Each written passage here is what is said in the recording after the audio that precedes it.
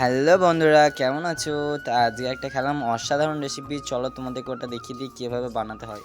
তো তোমাদেরকে এই রেসিপিটা করতে গেলে তোমাকে ছোট ছোট করে অনেক সুন্দর করে পেঁয়াজগুলো কেটে নিতে হবে। তার আগে ছিলে নেবে, ঠিক আছে? সুন্দর করে ছিলে নেবে যাতে নোংরা ফোংরা না যেন থাকে আর কি।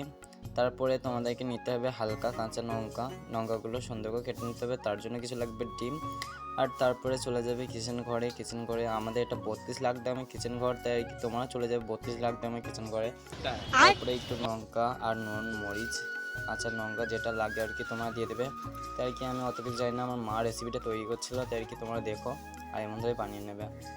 তারপরে একটু ঢাকা ঢুকিয়ে দিয়ে দিবে। তারপরে এমন করে হাতা করে ঠিক এমন করে আস্তে আস্তে নেড়ে নিতে হবে অনেক সুন্দর করে, যাতে জিনিসটা এরকম নরম হয়ে যায়, ঠিক আছে? তো নরম হয়ে যাওয়ার পর দেখি এখান থেকে ওখানে আবার পাল্টি তুলে নেবে একটু। তারপর দেখো আমাদের কালার এসছে।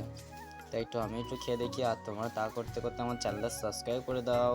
আর যারা যারা ভিডিও দেখছো তারা কমেন্টে বলবে তোমাদের জন্য কী ভিডিও নেবো। বাই বাই বন্ধুরা।